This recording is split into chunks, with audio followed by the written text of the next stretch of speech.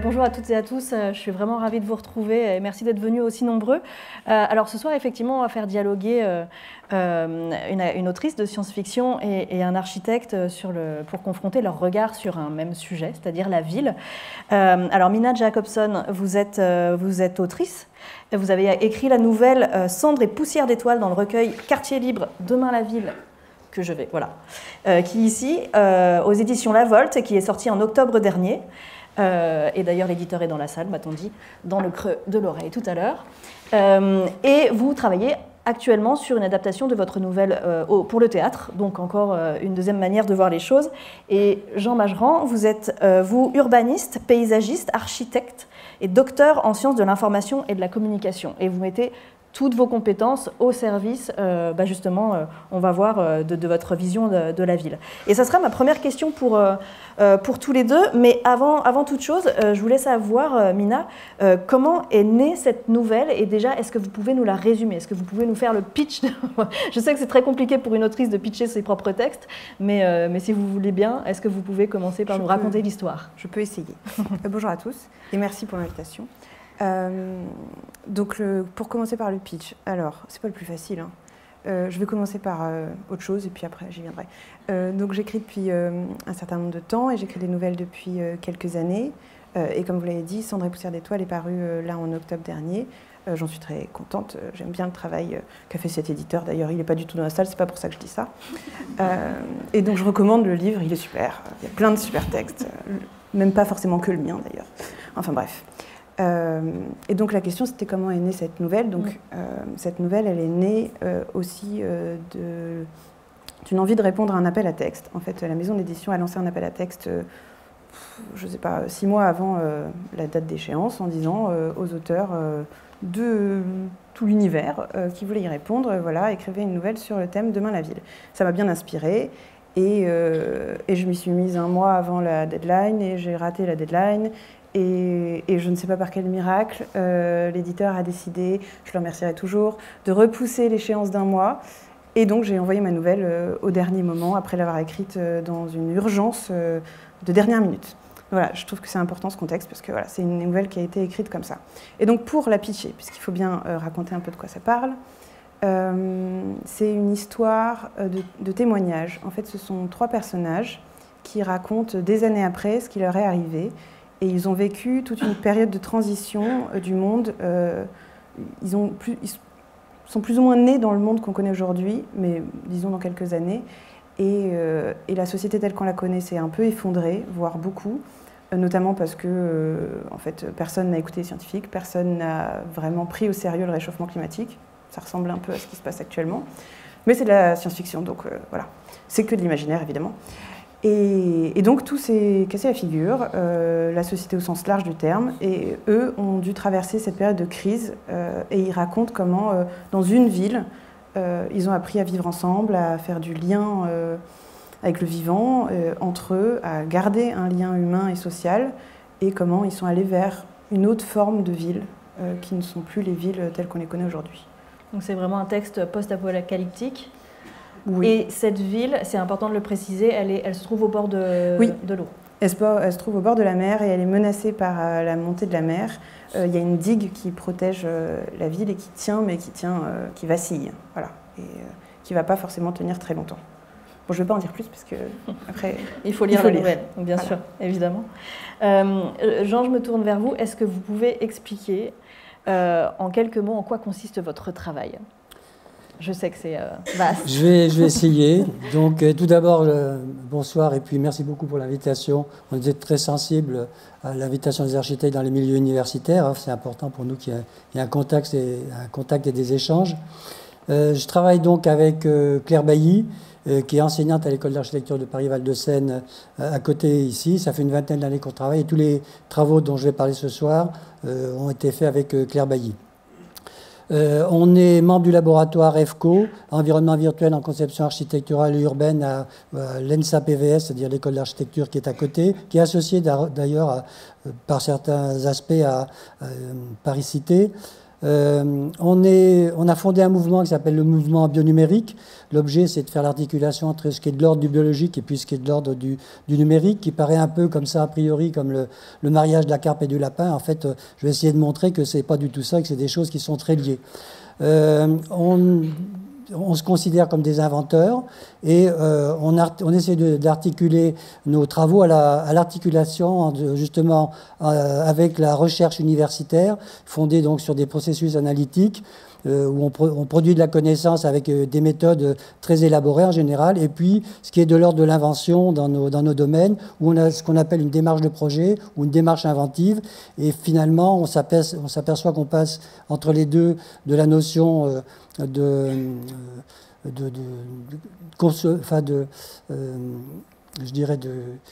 constater les choses chez les scientifiques qui constatent de l'existant, qui est parfois caché. Michel Serres disait que c'était le découvrir, et nous on est dans l'inventer. L'inventer, on travaille sur des choses qui sont ici, qu'on connaissait depuis très longtemps, et qu'on associe subitement d'une certaine façon pour créer quelque chose de nouveau. Et notre dispositif inventif et nos démarches visent à utiliser ça. Alors bien sûr, pour ce qui nous concerne, on est très gourmand de tout ce qui se passe dans les milieux scientifiques. J'essayerai aussi de vous expliquer pourquoi, notamment toutes les méthodes, et on applique nos recherches à différents projets d'architecture. On fait des projets d'urbanisme aussi, j'essaierai d'en montrer. On travaille sur des projets agronomiques, on travaille aussi sur des œuvres d'art. Enfin, dans le mouvement bionumérique, il y a tout un mouvement artistique, et on conçoit des œuvres d'art. Et on travaille aussi sur l'organisation, on essaye d'inventer des organisations sociales, avec tout le côté utopique, tous les risques et toutes les critiques qu'on a pu subir à partir de ça, mais nous on pense que c'est important de réfléchir à la manière dont on peut travailler sur la société de demain. Et puis notre objectif, c'est quand on produit des grands objets architecturaux, c'est de faire en sorte que on puisse avoir une action positive sur le climat, se confronter moins violemment avec les milieux naturels, essayer aussi d'introduire dans nos modèles la notion de mieux vivre, et puis qui est souvent un vœu pieux, mais on essaye de faire en sorte que ce soit réellement du mieux vivre, et puis on essaye aussi d'introduire la diversité, qui nous semble, nous, très important dans le monde actuel, qui a tendance à se standardiser. Voilà. Donc du coup, si je vous suis, vous êtes plutôt dans l'utopie, et vous dans la dystopie. Je ne sais pas. Vous ne savez pas. En tout cas, dans votre nouvelle, vous avez vraiment choisi de considérer la ville comme des villes-nations. C'est-à-dire qu'il n'y a plus de nation, il n'y a plus de pays, il n'y a plus vraiment de frontières, parce que tout s'est effondré. Et donc vous êtes parti du principe que dans ce monde post-apocalyptique, ce seraient les villes qui seraient des entités de groupements sociaux humains, et que ce serait la nouvelle entité pour comme ça vivre ensemble. Oui, l'idée c'était que dans ce monde-là, la communication à grande échelle n'est plus vraiment possible. D'ailleurs, assez vite, il n'y a plus de communication téléphonique, Internet, enfin tout ce qu'on connaît aujourd'hui qui nous relie au reste du monde à grande échelle. Et donc, plus problème de transport. Donc, en fait, finalement, on est obligé de se recentrer à une plus petite échelle. Et donc, les villes, ça me semblait une échelle plus réaliste pour créer des groupements humains. Et ils appellent ça des villes-nations, on pourrait appeler ça comme on veut, mais... Et ça ne dure pas très longtemps. D'ailleurs, ma nouvelle est une histoire de transition où même ces villes nouvelles, ces villes-nations ne sont pas faites pour durer parce qu'ils essayent de construire sur l'ancien en suivant le modèle de ce qui a existé avant, mais qui s'est cassé la figure, et ça ne marche pas. Et en fait, je ne dirais pas que c'est complètement de la dystopie parce que, quand même, sans spoiler la fin, ça se finit plutôt bien, dans le sens où il y a un avenir, il y a autre chose de possible, une reconstruction possible d'une forme d'être ensemble et une forme de société humaine. Ça ne prend plus la forme qu'on connaît aujourd'hui, mais ça réinvente un peu le monde autrement. Et donc je dirais que c'est une forme d'utopie de ce point de vue-là, avec beaucoup de morts. Voilà. Bon, il faut bien y passer par là. On n'a pas réussi à faire mieux, mais après tous ces morts-là, il y a quand même autre chose de plus beau. Et j'espère, en tout cas pour mes personnages, j'espère que pour eux que ça se passe bien après. Et ça a l'air de mieux se passer après quand même. Alors je reformule. C'est de la dystopie optimiste. Allons-y, pourquoi pas. De la dystopie optimiste, j'aime bien. Ouais. Tout est possible à l'université, que voulez-vous, tout est possible. Et vous, Jean, quel est votre rapport à la ville, finalement, en tant qu'objet, pour vous, en tant qu'urbaniste ? C'est compliqué et complexe à la fois. Enfin, j'essaie d'expliquer un petit peu comment, avec le biomimétisme, on se confronte à la ville, mais nous, on ne considère pas la ville comme quelque chose, comme un objet en soi, mais on considère plutôt des entités, on travaille sur des entités qui mélangent, ça aussi j'essaierai d'en dire deux mots, des fragments des populations urbaines et des populations rurales. Et justement, comment on fait ça? Alors, ça, c'est des appels d'offres qui ont lieu. Généralement, c'est lancé par le public, par le secteur public. Et alors, je sais pas, on peut commencer par un projet comme la macro-ferme permacole. Normalement, il doit y avoir un... Est-ce qu'on pourrait avoir Oui, voilà, super. Voilà. Donc, voilà des projets sur lesquels on travaille. Par exemple, ça, c'est la macro-ferme permacole, qui est une ferme de 1000 hectares qui est possédée par la puissance publique et qui est située à environ entre 2 et, ou même attenante à un morceau de fragment urbain de 25 ou 30 000 personnes. Et cet objet-là, on l'a présenté pour un concours d'architecture. Et son objectif, c'est de créer une sorte de richesse commune, un territoire et un certain nombre de personnes, entre 20 à 25 000 personnes. C'est une agronomie à haute technologie, avec beaucoup de robotique et beaucoup d'intelligence artificielle. C'est quelque chose qui est dans la notion d'hyperécologie et à la fois de décroissance. Et c'est un objet qui est un équilibreur, diversificateur au niveau économique. C'est-à-dire que les gens vont le posséder par un principe que je pourrais expliquer éventuellement, peuvent posséder, le groupe de personnes qui a un dispositif associatif, donc possède ce système économique et fait des équilibres économiques sur son secteur. Alors il y a les ventes de produits, mais il y a aussi le fait de pouvoir se nourrir soi-même avec quelque chose qu'on possède en commun. Il y a du social aussi, c'est-à-dire que c'est un élément qui va servir pour l'emploi, qui va créer des emplois pour le secteur urbain. Qui est concerné. Il va y avoir de la formation aussi, c'est-à-dire la formation à la décroissance et à la haute technologie, puisque c'est déployé sur le secteur. Ça va être un équilibreur aussi environnemental, où on va produire de la biodiversité avec l'agriculture, on va avoir de l'eau pure, tout ça géré par les gens qui vont être les premiers consommateurs de cette entité-là. Ça va être aussi l'alimentaire, ça va être l'industriel et de l'agroalimentaire. Il faut s'imaginer une sorte de kibbutz, sans que ça en soit vraiment un, mais une sorte de kibbutz, avec... sachant que les kibbutz qui perdurent, par exemple en Israël, sont des kibbutz qui ont réservé une part industrielle et qui ont quelque chose en plus de la ferme. Beaucoup ont périclité par la suite, et ça, c'est un système qu'on a essayé de contrebalancer. Est-ce que vous pouvez juste expliquer ce que c'est qu'un kibbutz, peut-être? Le kibbutz, c'est les macro-fermes, enfin les fermes assez importantes où il y a un groupe de gens en Israël qui vivent dessus, ils les possèdent en commun, ils vivent dessus. Il y a un truc très communautaire. C'est une utopie qui date, je pense, un peu d'avant-guerre, dans la dernière guerre mondiale.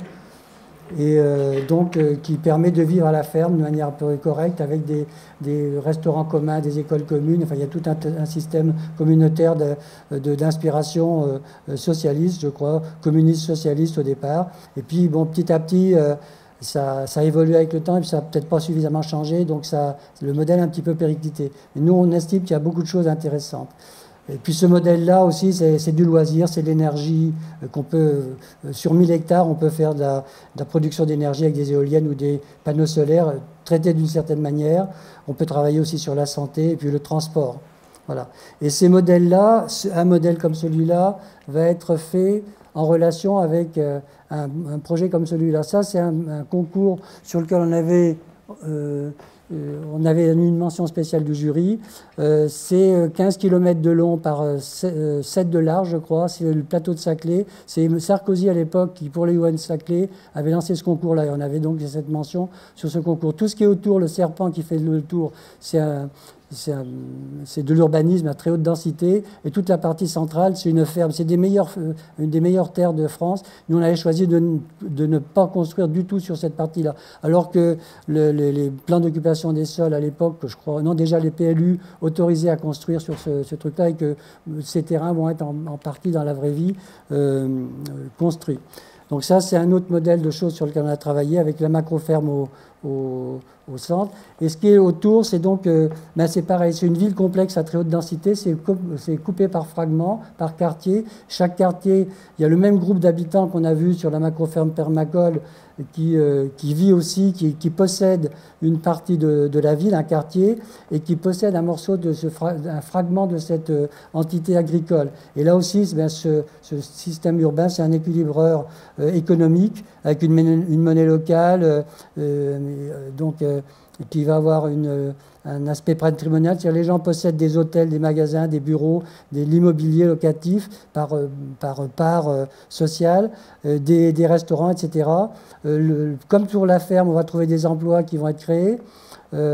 On va avoir, pareil, au niveau environnement, un recyclage, un hyper-recyclage où tout va être recyclé dans la macro-ferme à côté. On va avoir du loisir, de la finance aussi. On va avoir une banque locale qui va tourner avec la monnaie locale et des loisirs urbains. Le tout géré par des entités qui sont des entités, alors on pourra parler de la manière dont elles sont constituées, mais qui vont avoir à gérer ce territoire-là. Et sur ce système-là, on fait non seulement de l'économique, mais on fait du social, c'est-à-dire que le droit à construire, comme vous le savez actuellement dans une ville, eh bien, le droit à construire, il va, quand la ville de Paris lance un terrain sur une ZAC, par exemple, le gros de l'argent va aux banques et aux grandes entreprises qui sont dans les sociétés d'économie mixte et qui profitent de la manne et de la plus-value foncière.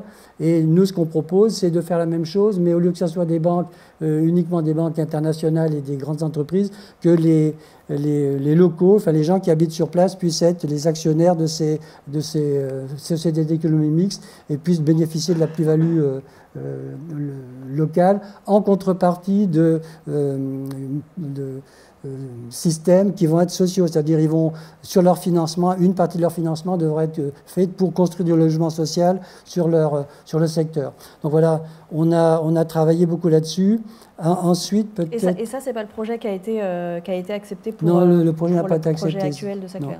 C'est un autre projet. Ça, c'est la règle de concours. On a fait énormément de concours, hein, et quand on a perdu, le projet tombe à l'eau.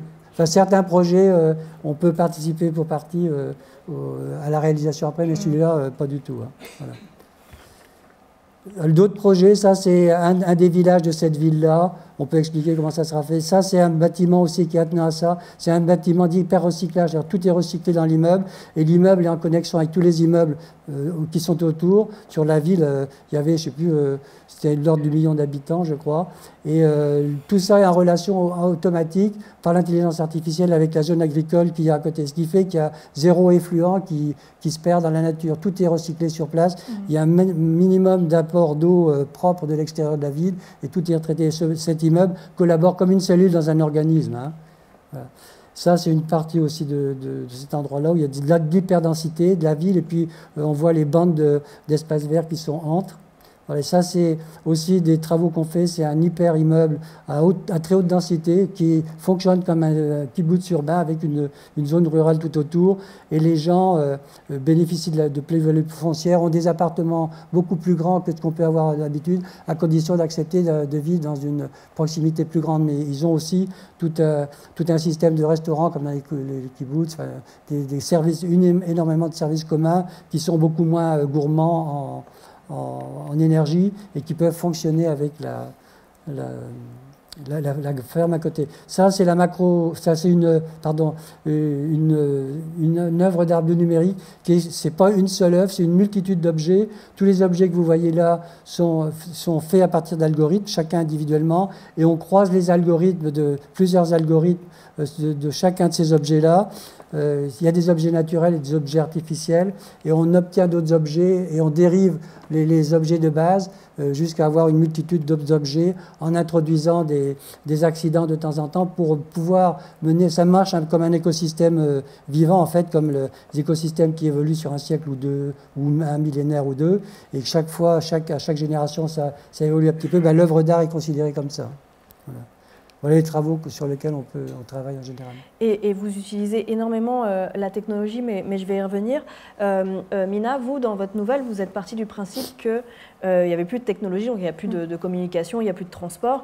En revanche, vous avez gardé deux techniques ou technologies, enfin, je ne sais pas si on peut appeler ça comme ça, la radio, donc pour communiquer quand même entre villes au début, et surtout les serres hydroponiques. Alors pourquoi ces choix ? Je suis encore la tête dans ce qui vient de se dire. Je me disais qu'il y avait plein d'idées de science-fiction. Ça donne plein d'envie. Très clairement. Oui, dans le monde que moi j'ai écrit, en fait, on n'a pas écouté toutes ces propositions-là. Donc ça s'est pas bien passé. Et la technologie, en fait, la technologie high-tech, celle qui est partout dans notre vie aujourd'hui, qui fait qu'on a un écran notamment, est plus du tout présente. Mes personnages, pour le coup, n'en parlent pas énormément parce qu'ils ont vécu déjà cette perte-là un peu avant. Mais ce sont des personnages qui sont compétents, ils ont quand même des savoirs, il y a quand même... ils n'ont pas tout perdu. Sur les 3 personnages centraux, il y a une ingénieure et un biologiste. Ça tombe quand même vachement bien. Et donc, ils ont des savoirs, des compétences qu'ils peuvent mettre au service de leur survie. Et la serre hydroponique, c'est vraiment à ça qu'elle servait. C'est un exemple, c'est un peu un usage de métaphore. Hein, ça ne représente pas tous les efforts qu'ils ont dû faire pour survivre, mais j'ai utilisé cet exemple-là pour montrer un peu ce que ça pouvait donner. Où c'est une technologie qui est plus ancrée dans la nécessité immédiate. Il faut se nourrir, il faut cultiver ses plantations, il faut survivre. Oui, parce qu'au bout d'un moment, toutes les épiceries sont pillées, voilà. Il n'y a plus de, oui, c'est ça. Il y a plus de réserve, quoi. Tout à fait. Mais c'est une solution qui est durable, enfin, autant que possible, et qui est une solution qui s'intègre plus avec le vivant et avec ce nouveau monde dans lequel ils sont, où ils sont obligés de faire avec. Ils ne vont plus avoir d'approvisionnement en café, en thé qui vient de l'autre bout du monde. Ils sont obligés de faire avec ce qu'il y a sur place. Donc voilà, la serre hydroponique, elle servait à ça. Donc c'est plus une low-tech, une technologie beaucoup plus... mais moi, je parlerais de nécessité. La radio, elle a une autre fonction, parce que j'y réfléchissais justement et je me disais c'était pas... c'est pas la même fonction dans la narration de cette nouvelle. La radio, elle n'est pas vitale, ils peuvent s'en passer. Et dans ce monde-là, en fait, ils se connectent à la radio pour écouter s'il y a des radios pirates dans le coin. C'est-à-dire des gens qui passent, des nomades, parce qu'il y a quand même des gens qui circulent, et qui émettent, et qui parlent, et qui transmettent des choses. Et la radio a plus une fonction de mise en lien et de garder le lien avec le monde extérieur. Eux qui sont, mes personnages, ils sont dans une ville qui progressivement se vide de sa population. Au bout d'un moment, au bout d'1 an, je crois, après, il se passe une catastrophe, et puis au bout d'1 an, ils sont tout seuls. Ils sont 3 dans une ville qui était faite pour accueillir 14 000 habitants, disons. Moi, c'est comme ça que je me la représente, mais enfin bon, je le dis pas exactement. Et donc la radio, ça maintient quand même un désir d'être en lien avec le reste de l'humanité. Et je trouvais que c'était important, que ça avait cette fonction-là jusqu'à la fin. C'est vraiment, j'en parle pas énormément, il n'y a pas beaucoup de passages là-dessus, mais c'est vrai que ça avait cette fonction-là, oui, je dirais de lien avec le reste du monde. Je ne saurais pas le dire mieux. Oui, donc Jean parlait de projets avec de l'hyperdensité, et vous êtes plutôt dans le... Ah oui, on est dans l'inverse. Dans l'hypodensité. Oui, mais je ne souhaite pas ma version. Hein. Je préfère largement l'avenir que vous nous proposez là, ça avait l'air drôlement bien. Je préférerais ça, quitte à choisir. Mais justement, dans votre nouvelle, les politiques urbaines, elles ont échoué à préparer les villes au dérèglement climatique. Est-ce que vous pensez que les architectes et les autoristes de science-fiction devraient travailler ensemble pour essayer... Non. Non. Ah non. Donc non. Déjà, on se supporte à peine depuis tout à l'heure, on s'est mis le plus loin possible. C'est vrai. Et donc, j'ai dû me mettre entre les deux pour les séparer, c'était insupportable. Bah oui, non, ce serait catastrophique. Bon, je peux pas dire ça, donc je vais dire oui, bah évidemment. Et puis en plus, auteur, autrice, pourquoi pas, mais en fait, ce que je trouve intéressant, c'est qu'on fasse travailler des gens qui viennent de plein de milieux différents, et je pense que c'est hyper riche qu'on ait plein de points de vue qui se rencontrent, et c'est comme ça qu'on fait des projets un peu plus intelligents que les projets qu'on voit en ce moment. Voilà.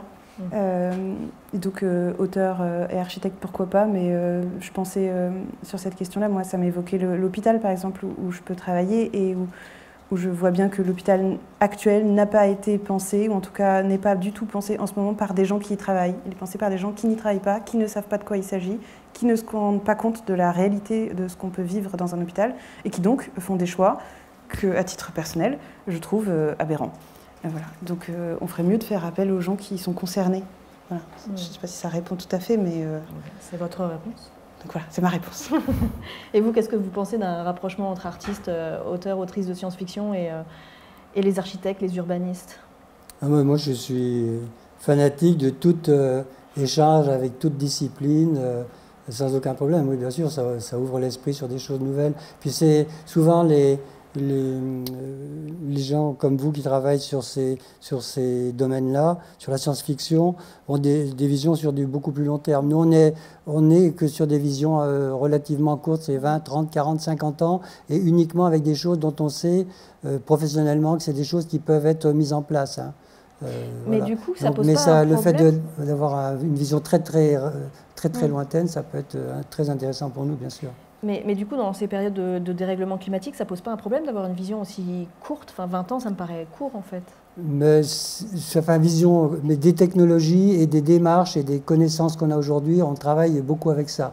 Oui. Les connaissances qu'on aura dans 30 ans, on ne sait même pas. Quand Non, on voit sûr. l'intelligence artificielle, le boom que ça a fait en 2 ans, les horizons que ça ouvre, à 30 ans, pour nous, c'est très difficile. Par contre, l'intelligence artificielle, on l'a encore assez peu introduit dans nos projets, mais on sait que ça va ouvrir des horizons très intéressants, nouveaux, et certainement sur du très long terme. Donc, mais justement, l'intelligence artificielle, vous en parlez depuis tout à l'heure, comment vous l'utilisez? Pourquoi déjà ce choix de l'intelligence artificielle dans vos projets? Et est-ce que c'est un outil? Est-ce que c'est un moyen? Est-ce que c'est une fin? Comment est-ce que vous l'appréhendez, vous, dans votre travail? On s'intéresse plus, c'est pas qu'à l'intelligence artificielle, plus largement, nous on s'intéresse à tout ce qui concerne le numérique.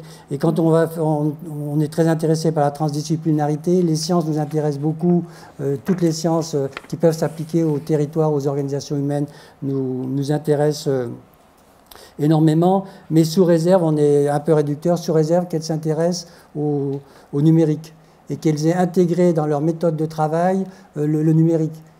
Si on travaille avec un agronome, par exemple, qui travaille mais qui n'a pas intégré les cultures numériques, y compris s'il travaille sur la décroissance, il a pu intégrer le numérique. S'il n'a pas intégré le numérique, pour nous, c'est moins intéressant. Nous, c'est les cultures numériques, la manière dont elles ont agi sur différentes disciplines et dont elles ont fait évoluer les démarches. Et c'est ces démarches, nous, qui vont nous intéresser pour venir féconder nos démarches d'invention et de projetation.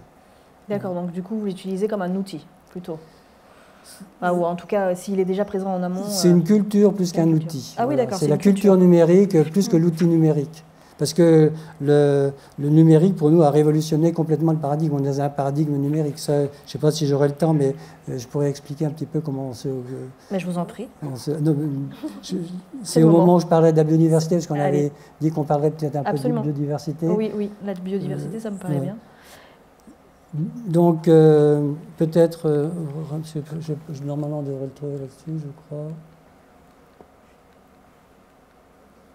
Non, il n'est pas là, il a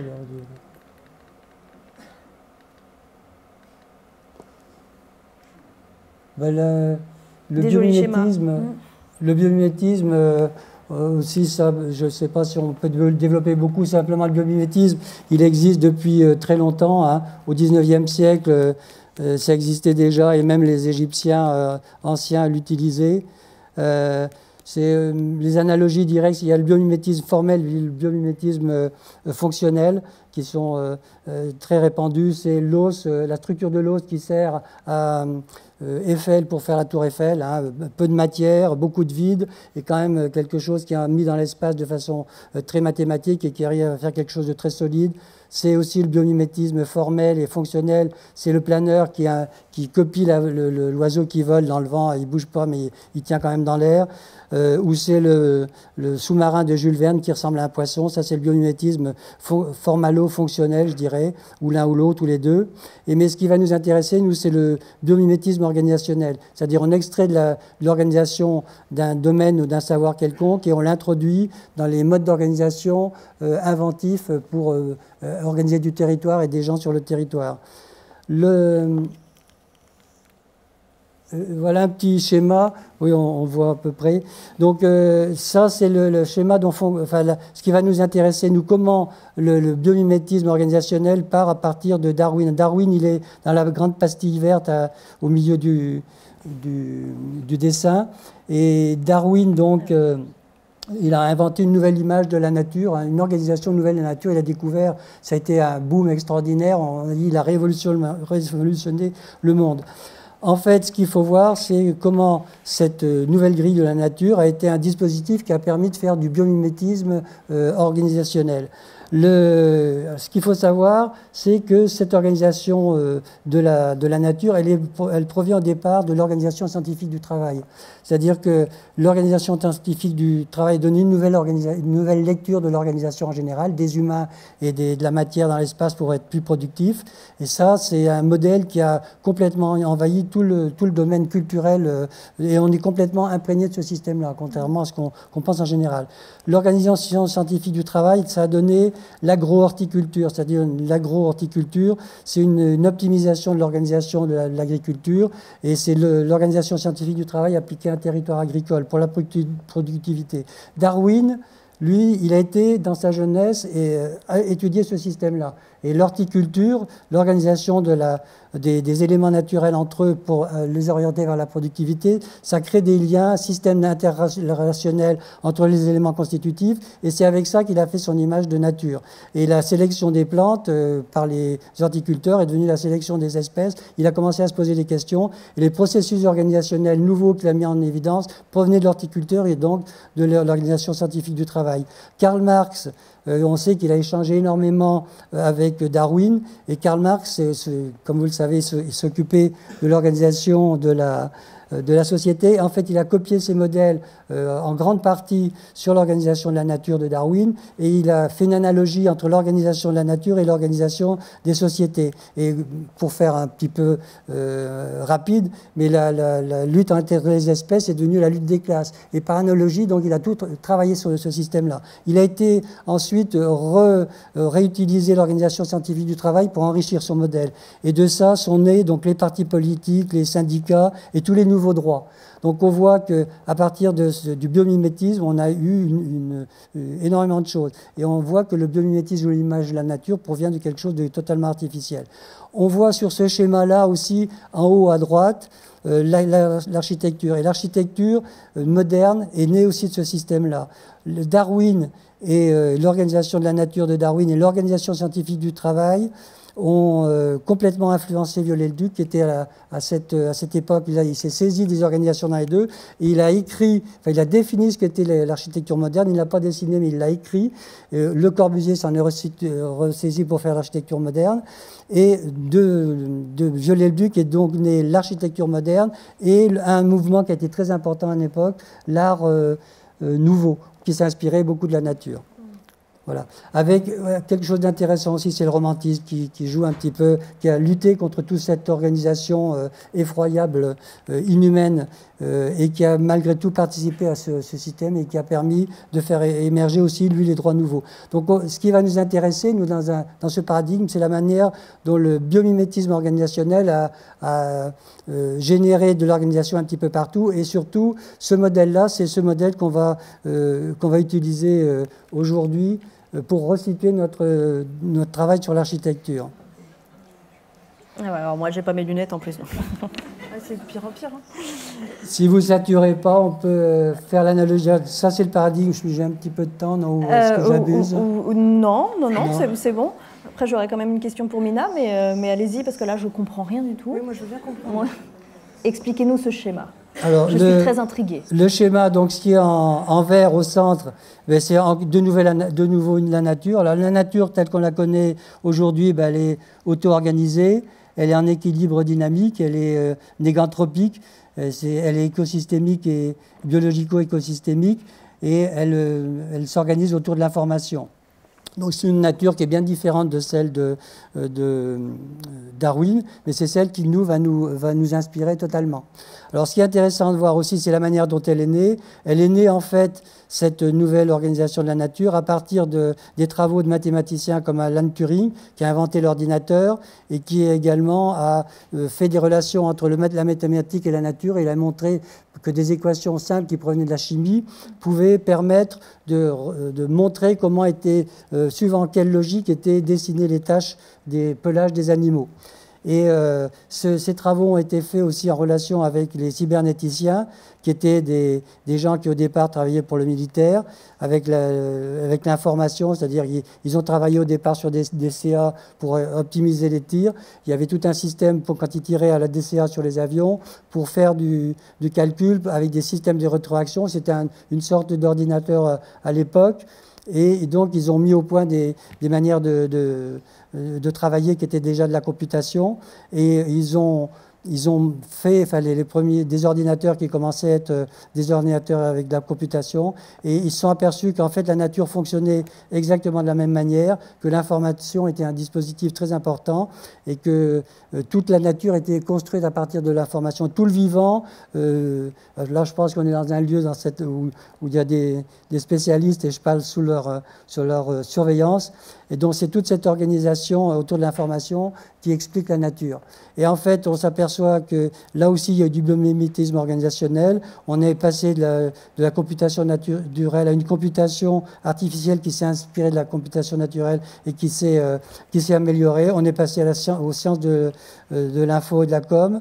Et on est passé ensuite à l'informatique, au numérique, qui ont dérivé de tout ça, à l'algorithmie, les big data, les deep learning, l'intelligence artificielle, qui sont dérivés de ce phénomène naturel. C'est pour ça qu'au départ, je disais qu'il y a malgré tout des analogies entre ce qui est naturel et ce qui est informatique ou l'intelligence artificielle.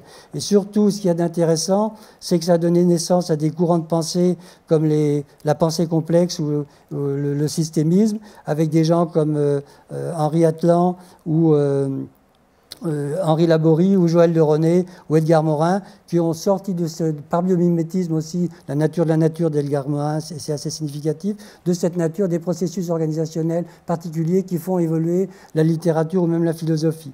Et on voit des petits points rouges qui sont sur une nouvelle grille, sur les nouvelles démarches scientifiques qui sont nées de l'intelligence artificielle, par exemple, la biodiversité qui est née dans ce mouvement-là. On a des pointillés rouges qui montent vers l'architecture, et c'est ça qui va nous servir d'alimentation, tous ces processus organisationnels nouveaux qui vont nous servir à alimenter donc l'agronomie, le paysage, l'architecture, l'urbanisme ou les arts tels qu'on les approche et dans les projets qu'on a montrés tout à l'heure.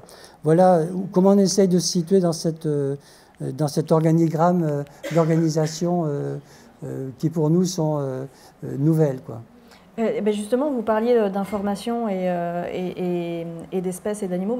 Vous, dans votre nouvelle, en fait, il n'y a pas que des humains. Oui. Vous avez choisi d'intégrer un animal qui est l'abeille. Oui. Et justement, pourquoi ce choix?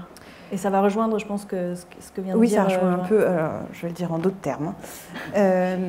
Donc, déjà, les abeilles, il y en a dans pas mal de mes textes. C'est un motif que j'aime bien, inconsciemment, il doit y avoir des raisons. En tout cas, elles se retrouvent souvent dans mes nouvelles. Et là, dans ce texte-là, elles apparaissent... il y a un personnage qui revient de Paris, qui arrive dans cette ville. Donc, Paris, dans ce monde-là... Ça ne s'est pas très bien passé. Il y a eu des incendies gigantesques et elle est une survivante. Elle arrive aux portes de la ville et elle arrive avec ses abeilles, uniquement ses abeilles d'ailleurs, quasiment. Et donc il y avait quand même l'idée que ce personnage-là, complètement presque détruit, arrive quand même vivante et que les abeilles représentaient un peu cet élan vital qui lui restait. Et pour moi, elles représentent cet élan vital parce que c'est ce dont on avait parlé un petit peu. Je fais partie de... Je me perds un peu, mais on va y arriver. Je fais partie des gens qui ont appris à l'école un peu la question du réchauffement climatique. Ça démarrait. Et dans ce qu'on m'a appris sur le réchauffement climatique, m'est resté en tête un point très précis, presque anecdotique, mais pas tant que ça, c'est que le jour où les abeilles disparaissent, c'est la fin du monde. Je vous le fais en résumé. Et donc, je pense que c'est très très ancré en moi, parce qu'à chaque fois que je rajoute des abeilles, c'est quand même pour représenter quelque chose de l'ordre de il y a encore du possible. Tant qu'il y a des abeilles, il y a de l'espoir. Tant qu'il y a des abeilles, on va y arriver. Et donc ce personnage-là, elle arrive anéantie, mais avec des abeilles. On respire. Et les abeilles, spoiler, elles survivent. Voilà. Elles survivent à toute la nouvelle, elles sont là à la fin. Bon. Donc, dystopie optimiste. Voilà, je reviendrai là-dessus. Et j'avais autre chose que je voulais dire sur les abeilles. C'était, ah oui, en réponse sur aussi à ce qui était dit, c'était que les abeilles, c'est aussi des insectes qui sont connus pour leur organisation sociale, leur survie en groupe et en collectivité. Et ça, évidemment, que ça fait miroir avec les personnages qui vivent aussi cette nécessité d'être... Alors, c'est un petit groupe, hein. Moi, ils sont 3 personnages, les abeilles sont en général plus nombreuses, mais c'est un peu la même idée et c'est... Voilà, les abeilles arrivent comme un motif qui sert aussi de métaphore là-dessus, à nouveau. Bon, voilà, vous l'avez mieux dit que moi, mais en gros, ça sert un peu ce propos-là aussi. Du coup, les abeilles, elles ont aussi leur propre langage, enfin, elles ont développé... Ah oui, je vous avais parlé de ça, j'avais oublié, oui, merci, heureusement qu'on en a parlé en amont. Oui, j'ai appris ça aussi il y a quelques années, ça m'est resté en tête. Ça, c'était, je ne sais plus quand, fac. Quelqu'un qui nous avait appris que les abeilles, dans certaines circonstances, peuvent, en groupe, faire des espèces de motifs comme des danses qui permettent en fait d'indiquer des directions. Et elles communiquent à travers cette sorte de... Moi, j'appellerais ça une danse, parce que je n'ai pas d'autres mots. Et ça, j'avais trouvé ça fabuleux. Et ça, c'est juste beau, en fait, je trouve. Et du coup, comment c'est la dernière question avant de vous donner la parole, si on a encore le temps. Quelle place vous donnez à l'organisation sociale dans vos projets? Parce que vous parlez d'hyperdensité, vous parlez du fait que les gens aient des parts dans les créations que vous imaginez. Mais du coup, pourquoi, pour vous, l'organisation sociale est de mettre de donner la place aux gens qui vivront dans les créations que vous imaginez? Pourquoi c'est si important? Parce que je pense qu'on est à une époque où les citoyens n'acceptent plus de se faire imposer des projets complètement de l'extérieur comme ça. Et c'est important de leur trouver des nouvelles manières de travailler avec la puissance publique. On a des missions, nous, de conseil pour l'État depuis des années. On voit bien comment ça se passe. Les gens ne sont pas vraiment contents. Alors, quand on parle de concertation, pour nous, ce n'est pas de la concertation. Très souvent, on vient avec un produit fini. On dit qu'est-ce que vous pensez de ça, comment vous voulez, aux habitants, comment vous voulez un petit peu l'organiser différemment. Et on modifie un petit peu le projet à la marge, mais c'est toujours très pelliculaire. Nous, on pense qu'il faut aller vers des sociétés où on amène des projets tout faits, mais au contraire, on incite les gens à se grouper de manière constructive, à faire des choses ensemble. La puissance publique qui était là pour amener du financement éventuellement, et pour faire des échanges entre les gens, pour qu'ils construisent ensemble, qu'ils aient vraiment envie de faire quelque chose, et puis que la puissance publique là soit orientée pour faire en sorte qu'il y ait quand même du social, et que ce ne soit pas des choses purement égoïstes entre gens nantis qui font des choses, mais que ce soit quelque chose où on est vraiment de la solidarité, de la générosité. Et nous, on voit des projets plutôt comme ça, mais où on demande aux gens, proposez-nous quelque chose. Plus vous aurez un truc social, plus il sera solidaire, plus vous aurez des moyens pour le faire. Donc voilà, on pense qu'il faut aller... La concertation, ça serait réellement ça. C'est-à-dire que les gens puissent petit à petit participer pleinement, choisir eux-mêmes leur mode de vie du futur. Ça pose des problèmes politiques, par exemple, parce que c'est une perte de pouvoir pour les politiques. Mais nous, on pense qu'il y a tout à fait une couche de pouvoir possible entre les politiques et la puissance publique et l'individu qui habite dans son appartement. Il y a moyen de se constituer en association. Ça serait des hyper-associations. Le fait qu'on ait l'intelligence artificielle, par exemple, ça permet de gérer des choses beaucoup plus complexes. En temps réel, on peut avoir l'opinion de tout le monde, on peut travailler à tâtons et faire émerger des choses communes.